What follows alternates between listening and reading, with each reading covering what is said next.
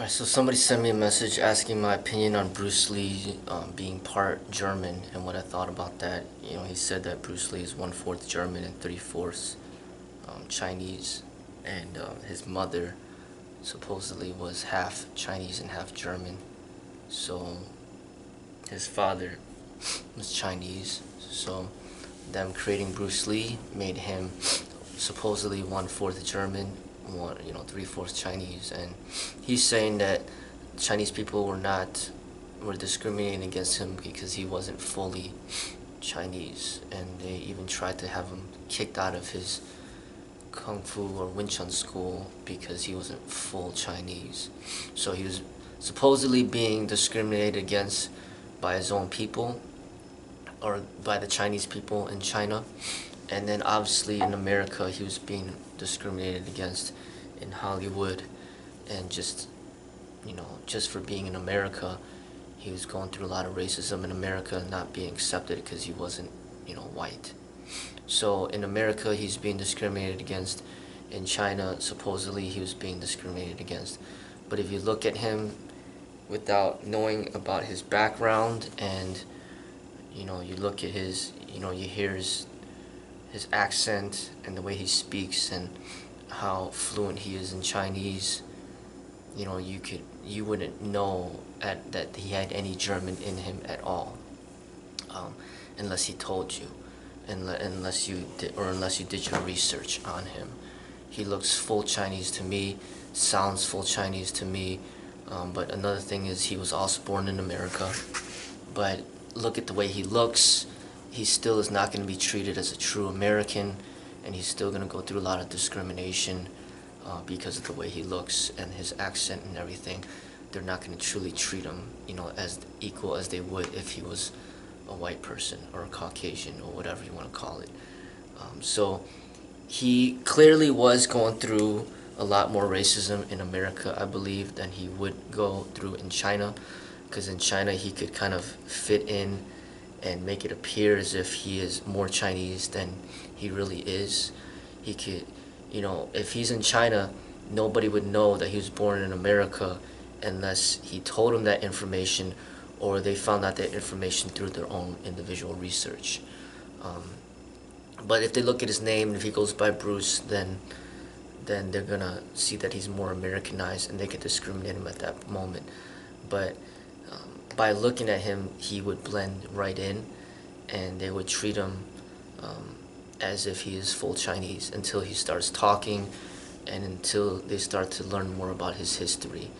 Then they might start discriminating against him at that moment. But he's going to suffer much more discrimination in America than he would in China, and it was very evident through what he went through. He tried very hard to get into Hollywood and break into the industry, but they wouldn't allow him. They wouldn't. He even created that TV series about the kung fu thing, and then they ended up giving the role to David Carradine, who was, I guess, half Caucasian, half Chinese or whatnot. They gave the role to somebody else when Bruce Lee was the one who created the whole concept, the whole idea, and he was supposed to star in the TV series himself, but they just gave it to somebody else. They casted him in the Green Hornet, but then they wanted to put a mask on him. They didn't want people to see what race he was. And if you read the books about him, they even say that he was going through a lot of racism when he was on the set of Enter the Dragon. Some of the Caucasian actors in the movie were making fun of his accent, and they're just not happy. Not happy that he was the star of the movie and that he's non-Caucasian, and I guess they were jealous. And he was going through racism at that moment. So he was very frustrated with the racism in America, and he even showed in Dragon, the Bruce Lee story, how frustrated he was with going through the racism in America, and that's what made him go back to China to start making movies in China. And then that's how he got the fame, by going back to China. So he went back to China, and assimilated to the Chinese culture, to the people, and gained an acceptance from the people. Because like I said, you look at him, he does not look Caucasian at all, and in the movies at that time, from Way of the Dragon to, Fist of Fury, to all the movies that he produced in China, they were all in Cantonese, and he's speaking Cantonese, and he looks full Chinese. There's no reason for people to discriminate against him and say that he's a white person, because he doesn't look like it at all, doesn't sound like it, and he was able to kind of just mix into the people in his culture, and he gained an acceptance. They loved his movies, and they gave him a lot of fame, and that's what opened up the opportunity for him to finally get into Hollywood. He wasn't accepted in America. He was only accepted because he proved that in China he was able to become successful, in which to get an opportunity here in America, in Hollywood. Same thing that Jet Li had to do. Jet Li had to gain a lot of attention and acceptance in his own country before even being considered to be in a movie in Hollywood. And then his first movie ends up being Lethal Weapon 4. Same thing with Jackie Chan. He had to prove that he could gain acceptance and fame in his own country before even being considered to be able to produce a movie in America, or a star in a movie in America. So, being 1/4 white, you would only know that information if you really did your research on Bruce Lee. You would not know that information just by watching his movies, because in none of his movies does it specify that he's 1/4 white or Caucasian or German. And even if you read his books, the ones that were published by John Little, his own writings, it doesn't mention him being 1/4 German. I don't believe it does. But that being a fact of where he came from gives you a greater understanding of his overall philosophy, and because he was not fully Chinese himself, so he cannot turn against Caucasians or America, because a part of America is in him. So why would he turn against his own self? That's like turning against your left hand or something, or your right knee. I mean, it's part of who you are, so accept it. So the Caucasian part of in him, the German part of him, was in him. So that's what made him not turn against America and just abandon America, because it was part of him. And obviously, the Chinese culture is a part of him too, so it'd be silly for him to turn against that. That's what made him unique in America, because there weren't that many Chinese people in America, and much less Chinese people that actually were practicing and proficient in the martial arts. So that served to be a big part of his uniqueness in America. So he was both. He was part German, part Chinese, and the merge of both cultures, both countries. And that kind of correlates with his overall philosophy of merging Eastern values with Western values, and he was a good representation of that, and that's what made him very unique, very different when compared to other Chinese martial artists or actors that have become famous in America as well, such as Jet Li and Jackie Chan. Jet Li and Jackie Chan, they don't have any sort of Caucasian or German blood in them. They're just full Chinese, and they're truly Chinese. I mean, they were born in China and they're representing China. But Bruce Lee, not only being part German, but also being born in America, truly, in a way, according to the textbook definition of it, according to what the government standard is, he was considered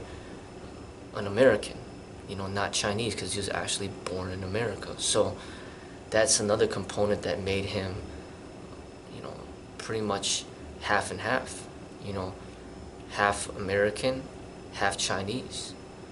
Being born in America and having 1/4 German in him, and also being 3/4 Chinese, and also living a majority of his life in China as well. So he was a merging of both energies, and that's what made him both cultures, both countries. That's what made him very unique, and he was able to communicate to us not just physically about what the Chinese martial arts is, but also verbally. He was a very intelligent person, an intellectual. He read a lot of books, and they said that he had a library of over 2,000 books, and he was a good writer as well, and he even wrote, had some really great writings, really very philosophical writings. He even went to a University of Washington, for a couple years, a college in America, and he was very fluent in the Chinese language. He could read it and write it, and he could speak it very well. And in addition, he could, speak and read and write the English language. So he was both, and he was representing both, and that's what made him very unique. And that also kind of goes hand in hand into his overall philosophy in the martial arts, where you don't want to choose to just be one thing. He didn't want to just say that he was just an American, but he doesn't want to say that he's Chinese. He wants to say, not just both, that he's Chinese American, but also just that he's a human being. And that's what he said. He said, that he was just a human being, and that's what he wanted to transcend the ideas of race and separation and having to choose one side over another. That doesn't go along with his philosophy in the martial arts either. And his martial arts is very much all-encompassing. He would always say, and it's even on his grave, use no limitation as limitation. And when you say that you're something, you're limiting yourself. When you say that you're an American, or when you say that you're Chinese, or even when you say that you're Chinese American, you're still limiting yourself. If you say that you're a human being, then it's much less limiting than claiming these certain races or these certain countries. But he was very much a merge and a representation of both cultures, and that's what makes him so appealing to Americans, is that he's not just Chinese, like full Chinese, like a Jet Li. Jet Li's still alive. Jet Li's made a lot of movies. Jet Li is talented within himself, but he is clearly no Bruce Lee, and he doesn't relate to the Americans the way Bruce Lee related. So it was the American side of Bruce Lee that really made people fascinated by him, and that's a unique thing, and he wasn't just full Chinese, and just being full American, where he's just another Caucasian person, it's still nothing unique, because there's a lot of Caucasian people out there, for example, like Sylvester Stallone and Arnold Schwarzenegger and Conor McGregor and Dana White and Matt Hughes and like Jason Statham and Matt Damon and Brad Pitt. I mean, there's just so many successful Caucasian Americans in America that it doesn't make them unique just because they are Caucasian.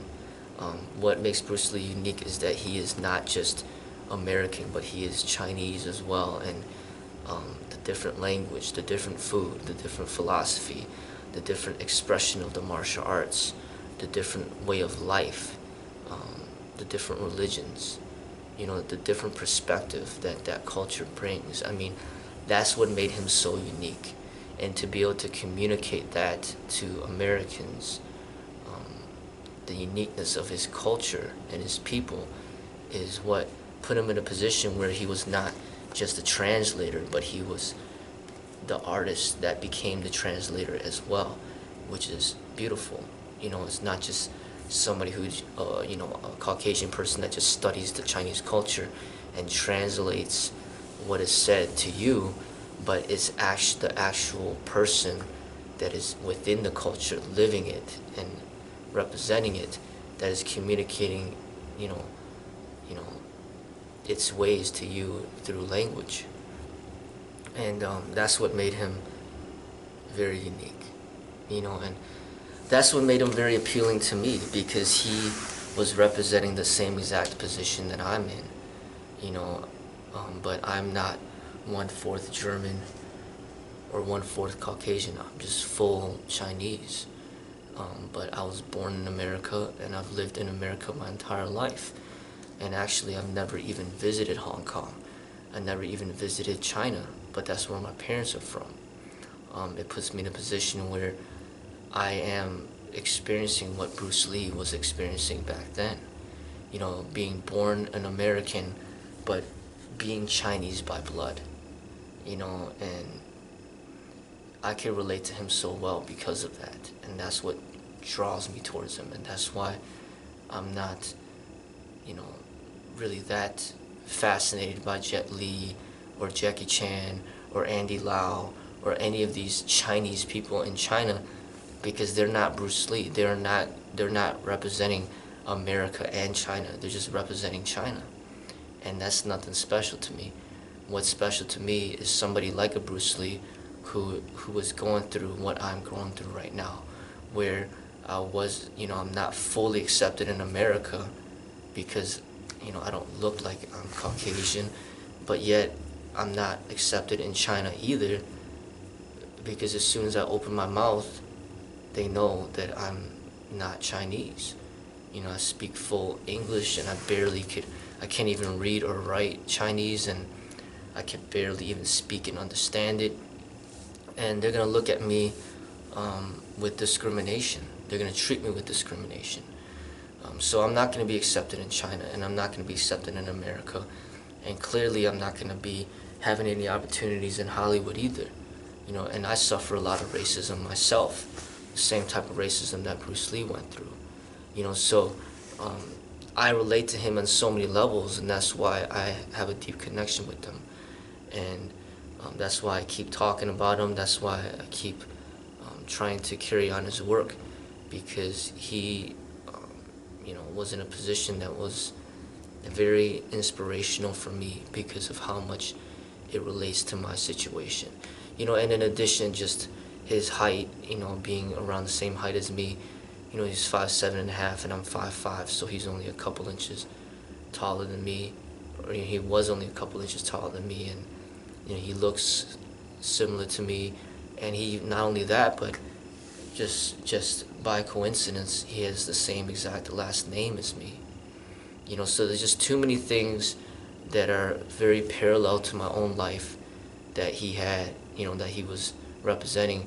And that's what makes me gravitate towards him a lot. And in addition, just the interest towards fitness, the passions towards fitness and martial arts training and philosophy.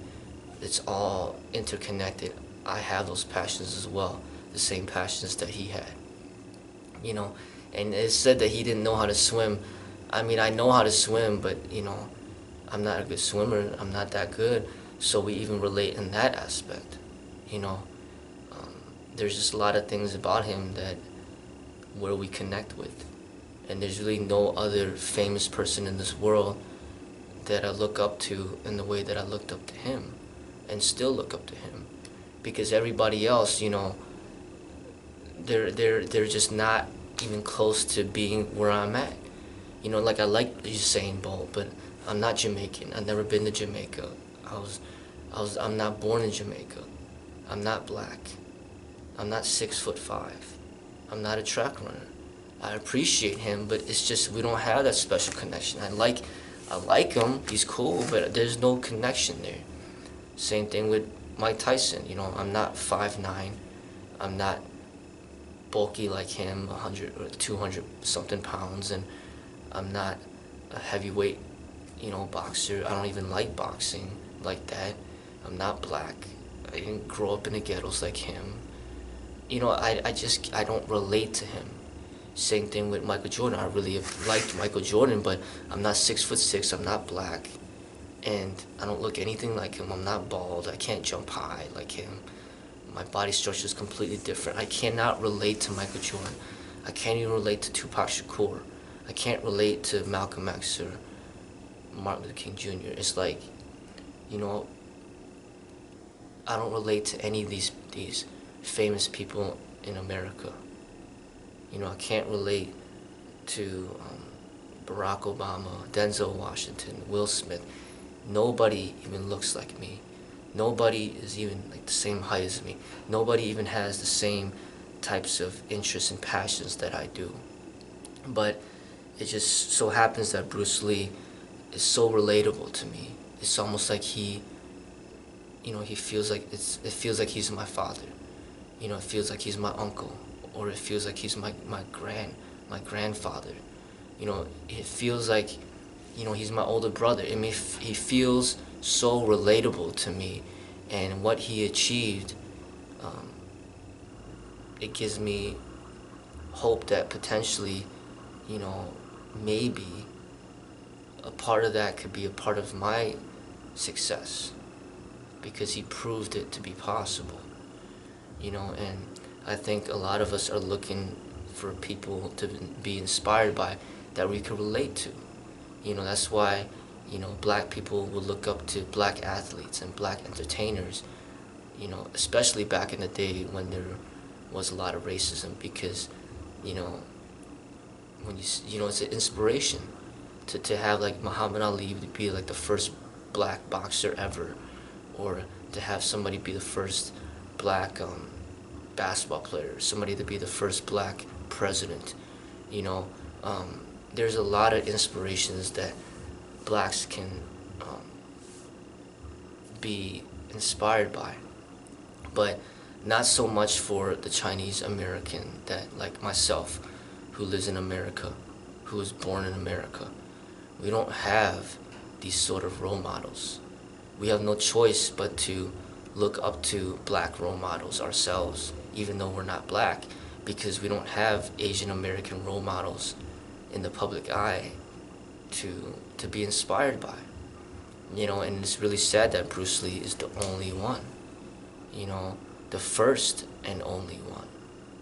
And even Tiger Woods, he's half Asian and half black, but they never mention the Asian side of him.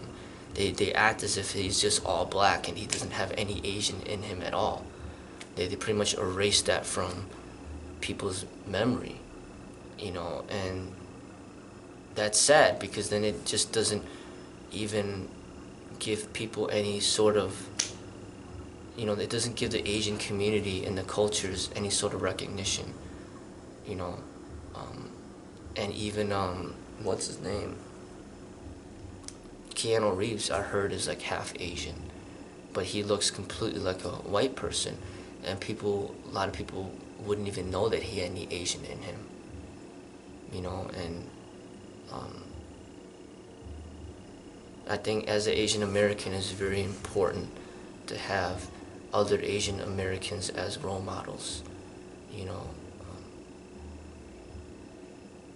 because it's something relatable to you, so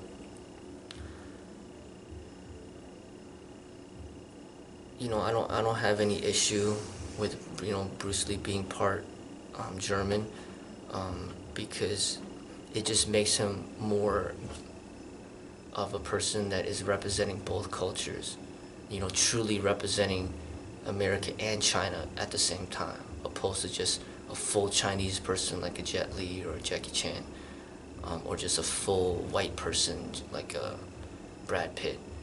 Bruce Lee was pretty much half and half. Born in America, 1/4 German, and 3/4 Chinese, speaking both languages, reading both languages, you know, writing both languages, and he even married a Caucasian woman.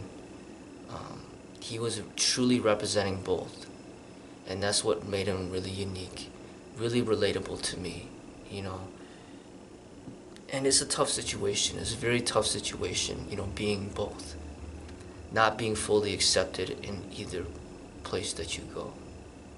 And it forces you to pretty much be on your own and represent your own, and just not turn against either, or not pick either side, but just recognize the good qualities in both. You know, and that goes along with this philosophy of life, and it goes along with this martial art. You know, don't choose, just be it. You know, just express it. You know, but you know, that's the beauty. You know, there's beauty in you know, in being more holistic. Like, don't choose the East over the West, but don't choose the West over the East. But accept both, and become both, and merge both into one. And that's the philosophy of the Tao, and that's the true way. And even within his own blood, it was what he was representing. You know, so you know, he's an inspiration for not just Chinese people, not just white people, but also black people and Hispanic people and people of all races, because just the way that, you know, just who he was and what he was representing, you know. And you know, not all of us are going to be born in that predicament or that situation. And if you are born with that, in that situation, I think you should be more thankful than, you know, upset or discouraged.